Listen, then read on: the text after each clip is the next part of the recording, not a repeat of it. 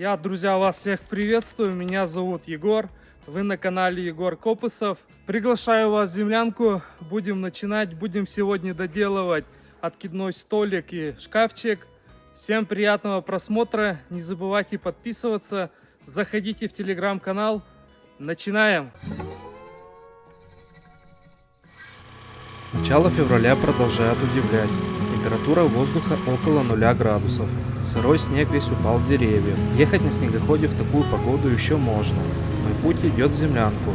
На этот раз он спокойный, без всяких встреч с дикими животными. В прошлый раз я начал делать перепланировку, а в этот раз хочу ее завершить.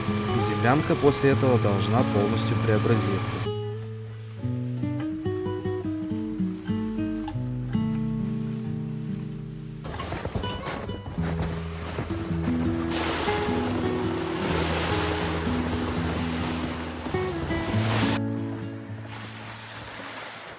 Плюс 1 градус. Погода у нас, друзья, этой зимой сильно чудит. Самые настоящие природные качели. Сейчас у нас снова тепло. Тепло уже несколько дней. До этого были морозы до 20 градусов. Вот самые настоящие природные качели. И по прогнозу, после этих теплых дней, через пару дней снова будут морозы. Непонятно, что с погодой творится. Заходим в землянке топим печку, делаем уют и располагаемся.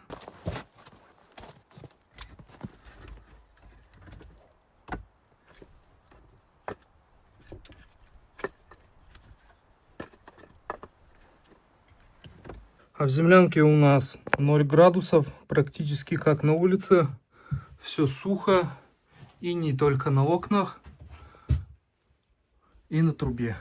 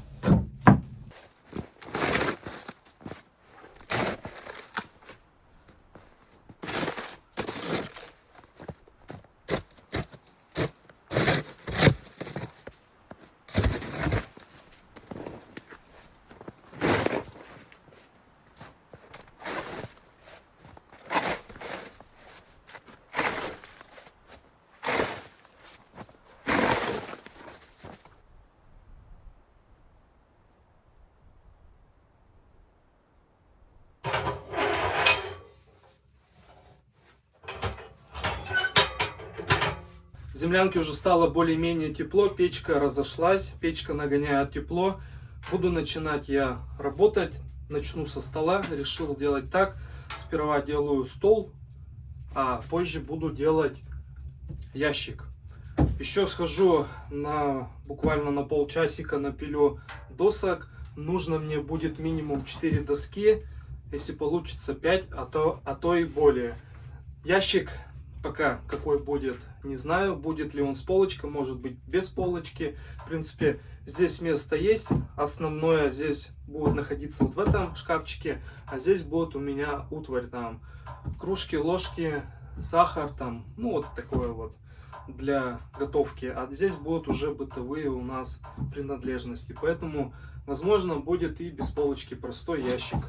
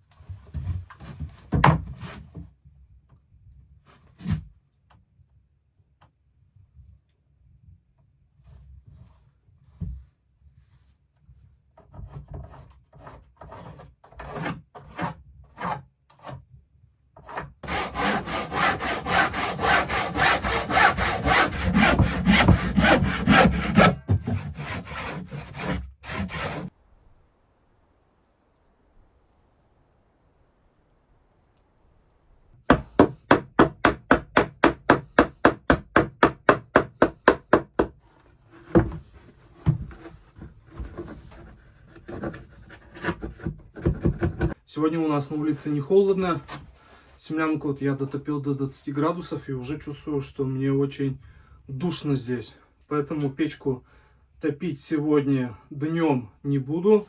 Я вот работаю с открытыми дверями. Нет, топить я буду, но не буду сильно топить. Так, чисто подтапливать. А на ночь вот уже подтоплю посильнее. А то тут и угореть можно такой жирой. Фу, столик у нас в процессе уже. Сейчас буду его прикручивать. Немного обсчитался. Вот эта доска, которая у нас скрепляет столешницу, прикручена близко к краю. И дверцы, они не будут открываться. То есть у меня получается здесь будет столешница. И дверки вот эти не откроются. Здесь 30 сантиметров примерно. И теперь надо вот эту доску перекрутить на 30 сантиметров, чтобы дверцы спокойно открывались.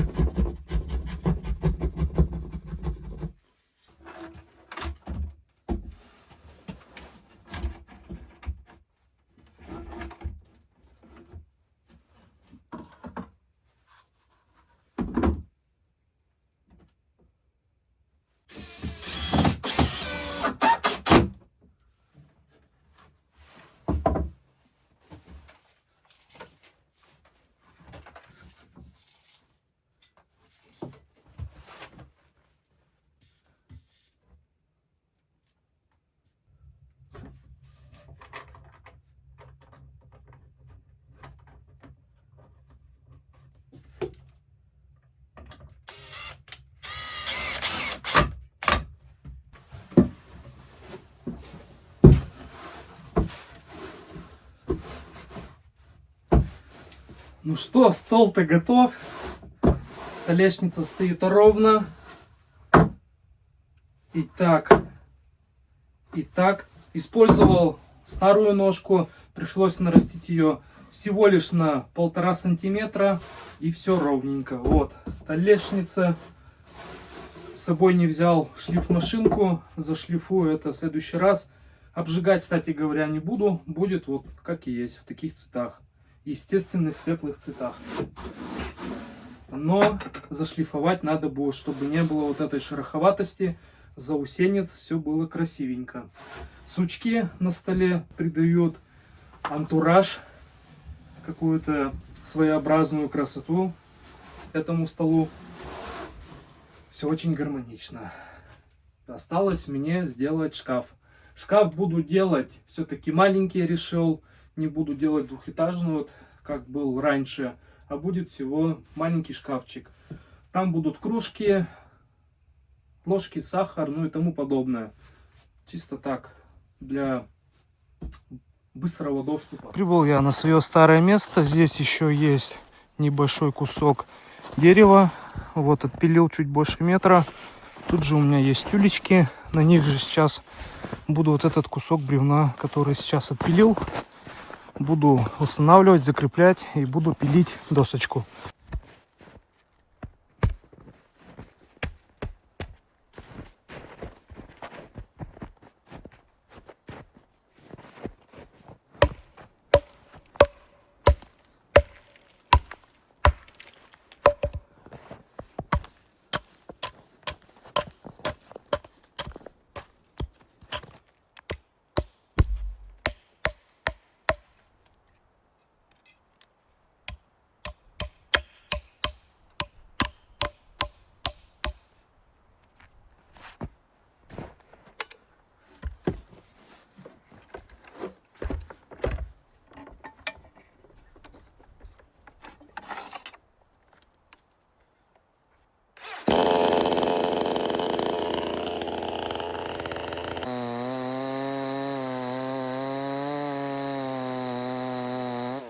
Доску буду делать с одной стороны необрезную. Снял 2 горбылины и буду пилить вот так сейчас.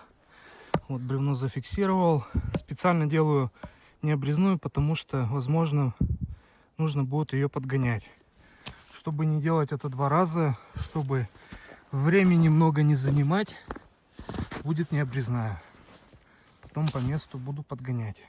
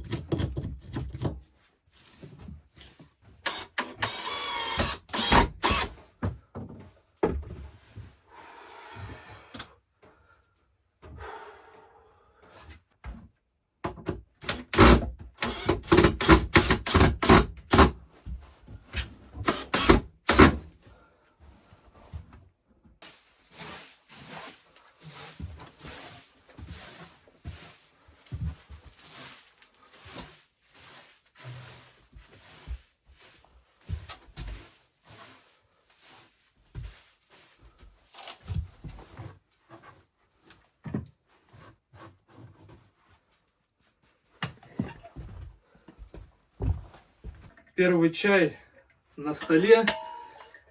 Опа, уже обмыл стол, накапал. Надо будет в следующий раз шлифмашинку привезти, шлифануть, чтобы гладенько все было. Стол готов, готов шкафчик. Шкафчик стал глубокий, лучше, чем тот. Сюда залезет много чего. Разных сухих смесей можно сюда привезти. Каш, круп. Все залезет. Попью чай, отдохну маленько и буду ложиться отдыхать. Немного прибрался. Завтра основную часть уберу вот эти опилыши, которые тут в углу. В общем, полностью землянку всю уберу от разного мусора и хлама ненужного уже теперь. Стол получился, несомненно, большим, как и в длину, так и в ширину. Нужно будет шлифмашинкой придать гладкость этому столу, снять фасочки, чтобы все было аккуратненько. И, в принципе, стол на этом закончен. Но это буду делать уже в следующем выходе, так как у меня с собой нет шлифмашинки, либо наждачной бумаги.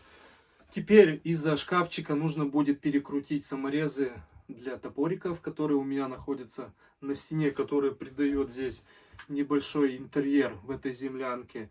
И, кстати говоря, вот сейчас вспомнил, что у меня в комментариях как-то спросили, зачем тебе 3 топора здесь? Для чего? Как бы вроде бы логично, что достаточно и одного. Вот. Топориками я уже пользуюсь очень долгое время. И в коллекции вот не так давно появился у меня новый егерь. Им я успел поработать, когда устанавливал кровати. Вот строгал, зачесывал стену, чтобы кровать спокойно отпускалась. Вот. И чего могу сказать? Вот этот топорик, он одноручный. Его удобно использовать, когда работаешь, допустим, в местах, где не совсем удобно, где работать двухручным топором не совсем будет как-то, не знаю, под рукой. Вот это топорик егерь одноручный. Все топорики у меня в чехлах находятся, в кожаных. Вот. Небольшой вес, 850 грамм топорик весит. Голова весит 600 грамм, длина у него 38 сантиметров. Режущая кромка здесь 90 миллиметров. Удобненький топорик, где-то что-то подстрогать именно маленькими движениями. Вот, это топорик для таких работ. Петрович, вот он, наверное, самый мой любимый топорик. Он очень большой, очень тяжелый. Вес у него 850 грамм головы, длина 500 миллиметров. Острие, режущая часть у него 110 миллиметров. Это двухручный топор, которым мне понравилось рубить сруб. Очень тяжелый, очень хорошо вкладывается, когда особенно рубишь чашу, либо паз продольный. Вот такой топорик. И ушкуй. Это классический топор, русский топор. У него всад железной части идет с этой стороны. Этот топорик, он больше мне всего понравился при колке дров. У него очень большая ударная часть. Вот на гиля я забивал, когда делал афрейм домик. Вообще супер. 600 грамм весит голова. Длина тоже 600 миллиметров. Режущая часть 900 миллиметров. И здесь линзовидная заточка. В общем, хороший тоже топорик. Топорик для походов. Конечно, все топоры можно использовать тоже в походах. Так и егерь, так и Петровича. Но для каждой задачи топорик я подобрал. Сруб, поход, колка дров, забивание нагилей, там клиньев разных. Егерь это для таких работ, для труднодоступных работ, где именно требуется одна рука. Ну и топориком очень хорошо подводить какие-то маленькие детали. В общем, вот так.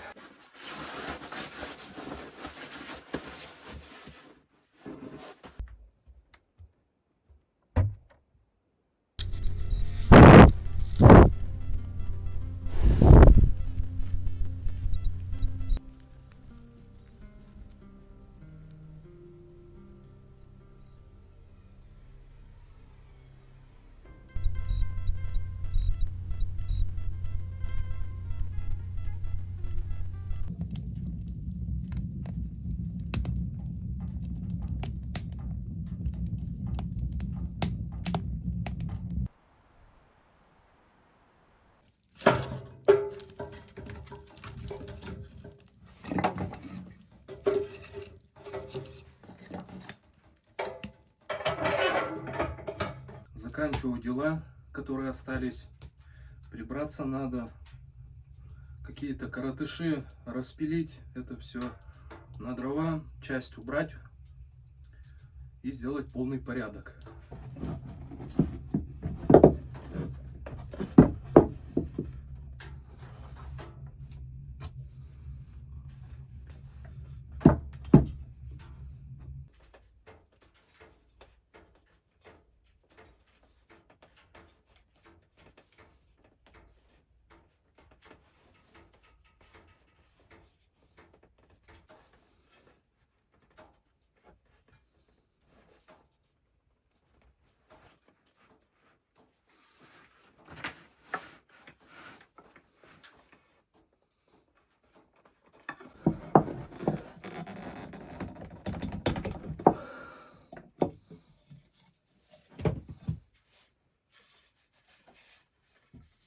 Сделал пробную защиту топорища. Этот у меня топорик более боевой, я им колю дрова. Рублю тоже. Посмотрим, как будет паракорд держаться. Если все с ним нормально будет, то сделаю на других своих топориках так. Конечно, первый раз получилось не совсем красиво. Вот видно узелок, когда затаскивал его внутрь. В следующий раз посмотрим, попробую, чтобы плетение было красивое, вот как с этой стороны. Но это ладно, функцию топора это не меняет. Кстати говоря, удобненько так. Возможно, сделаю на одноручном топорике так. Тоже перемотаю. Так, классненько. Посмотрим, как будет держать паракорд удары, промахи.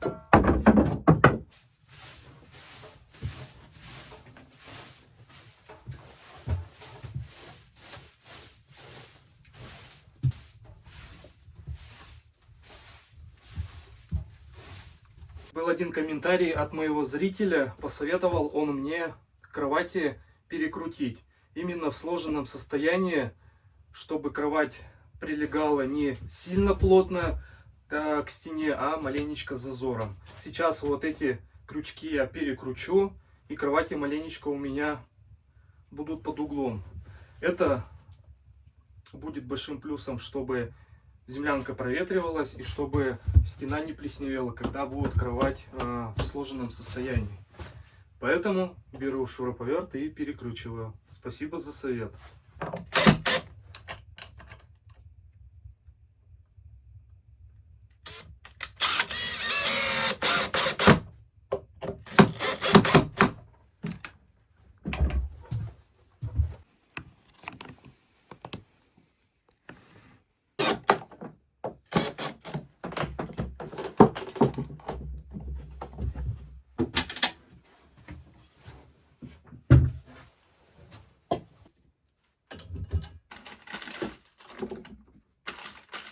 Ну а теперь самое трепещущее, как это будет все выглядеть в откинутом состоянии. Я думаю, будет классно. Кстати говоря, я еще не раскладывал. Вот сейчас буду делать это впервые.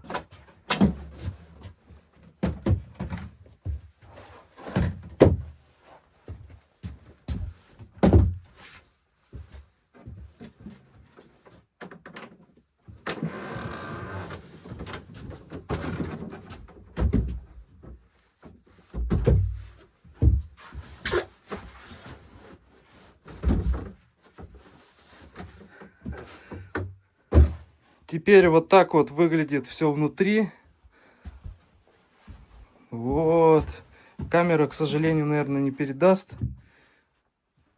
сразу одним кадром. Кстати, еще писали в комментариях, что у тебя с дверью, открывается ли она. Вот дверь свободно открывается и закрывается.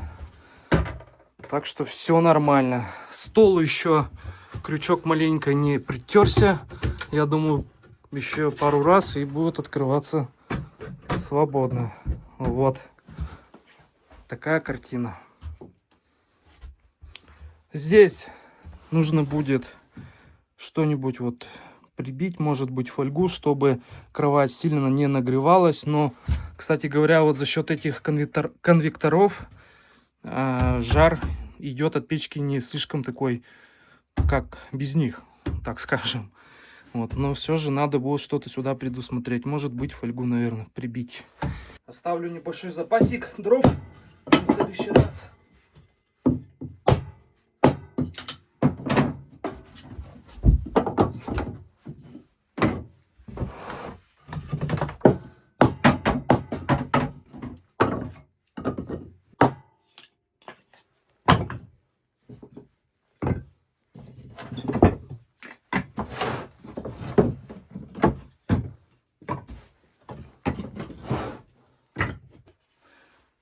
В землянке стало уютнее.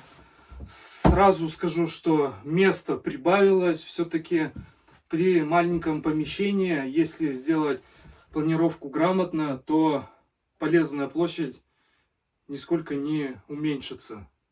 Я считаю, что эта планировка более удачнее, чем была до этого. Теперь за столом будут сидеть не двое, как было в старом варианте, а теперь могут сидеть как минимум 4. Огромное, друзья, спасибо, что досмотрели этот ролик до конца.